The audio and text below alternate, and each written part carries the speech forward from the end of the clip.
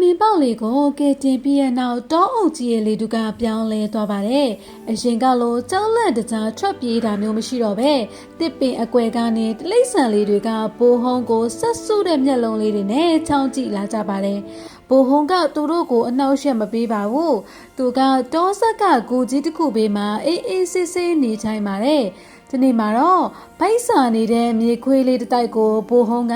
သူတောင်ပေါ်ကယူလာတဲ့ချိုမြိန်နဲ့တောပြားရည်ကဲကြီးတွေကိုအတာအယာချပေးခဲ့ပါတယ်။မြေခွေးလေးတွေကတအံ့တအောနဲ့စားကြည့်ပြီးရဲ့နောက်မှာတော့ဒီလူထွားကြီးကတကယ်ပဲစိတ်ကောင်းရှိတာပဲဆိုတာတတော်လုံးကိုသတင်းပြန့်သွားပါတော့တယ်။ဒါပေမဲ့အေးချမ်းမှုကကြာရှည်မခံခဲ့ပါဘူး။တညမှာတော့တောအုပ်ထဲကိုအမောင်တောကမုတ်ဆိုးအုပ်စုရောက်လာကြပါတယ်။သူတို့ဟာရိုးရိုးမုတ်ဆိုးတွေမဟုတ်ပဲတိလိမ့်ဆန်လေးတွေကိုဖမ်းဆီးပြီးအရေကိုလဲလှယ်တဲ့ရက်ဆက်တဲ့သူတွေပါသူတို့စီမှာချက်မြက်တဲ့လှန်တွေကြော့ကွင်းတွေနဲ့ကြောက်စရာကောင်းတဲ့ခွေးအုပ်ကြီးတွေပါလာပါတယ်ဟောဒီတော်ထဲမှာတားကောင်တွေအများကြီးပဲအကုန်ဖမ်းကြဆိုတဲ့အော်ဟစ်တန်တွေနဲ့အတူတောအုပ်တစ်ခုလုံးစူညံသွားပါတယ်တိလိမ့်ဆန်လေးတွေဟာကြောက်လက်တကြားနဲ့ပြေးလွှားနေကြရပြီးကြော့ကွင်းနဲ့မိတဲ့သူကမိလှန်နဲ့အထိုးခံရသူကခံရတဲ့အခြေအနေကအရန်ဆိုးဝါးနေပါတယ်။တိလိမ့်ဆန်လေးတွေရဲ့ငိုယိုတဟာဘိုးဟုံးအိပ်ပျော်နေတဲ့ကူကြီးစီကိုပဲ့တင်ထပ်သွားပါတယ်။ဘိုးဟုံးနိုးလာတဲ့အချိန်မှာတော့သူ့ရဲ့မျက်လုံးတွေထဲမှာအရင်ကမရှိခဲ့ဘူးတဲ့ကာကွယ်လိုစိတ်ဒေါသတွေတောက်လောင်လာပါတယ်။ဘုံ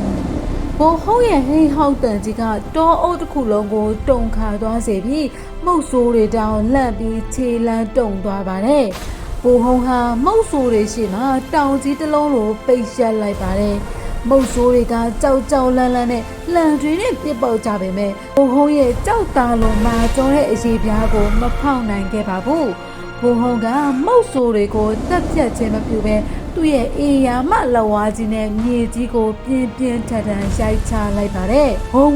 ဆိုတဲ့အတန်ကြီးနဲ့အတူမြေကြီးတွေအပ်ကွဲသွားပြီးမုတ်ဆိုးတွေဟာလန့်ဖြတ်ပြီးတောတွေကနေလှည့်မကြည့်ပဲထွက်ပြေးသွားကြပါတော့တယ်။မုတ်ဆိုးတွေထွက်ပြေးသွားတဲ့နောက်မှာတော့တောအုပ်တစ်ခုလုံးပြန်လဲတိတ်ဆိတ်သွားပါတယ်။ဘိုးဟုံးကဒဏ်ရာရနေတဲ့ငှက်ကလေးတစ်ကောင်ကိုအตาအယာကောက်ကင်လိုက်ပြီးသူ့ရဲ့နူးညံ့တဲ့အသက်ရှူငွေလေးနဲ့နှွေးထွေးအောင်လှုပ်ပေးနေပါတယ်။အဲ့ဒီအချိန်မှာတောတွေကတိလိမ့်ဆန်လေးတွေအားလုံးဟာတစ်ပီတွေနောက်ကနေထွက်လာကြပါတယ်။သူတို့ဟာဘိုးဟုံးကိုကြောက်စရာဘလူးကြီးလို့မမြင်တော့ပဲသူတို့ကိုကာကွယ်ပေးတဲ့အုတ်ထိန်သူရဲကောင်းကြီးအဖြစ်လက်ခံလိုက်ကြပါပြီ။ရှုံကလေးတွေကဘိုးဟုံးရဲ့ခြေပမိုးပေါ်မှာတက်ထိုင်ကြတယ်။မြောက်ကလေးတွေကသူ့ရဲ့လက်မောင်းကြီးတွေပေါ်မှာဆွဲလဲစော့ကစားကြပါတယ်။ဘိုးဟုံးရဲ့မျက်နှာပေါ်မှာတော့ဘယ်တော့မှမရှိခဲ့ဘူးတဲ့စစ်မှန်တဲ့ပျော်ရွှင်မှုအပြုံးကြီးတစ်ခုပေါ်ပေါက်လာပါတော့တယ်။ကဲ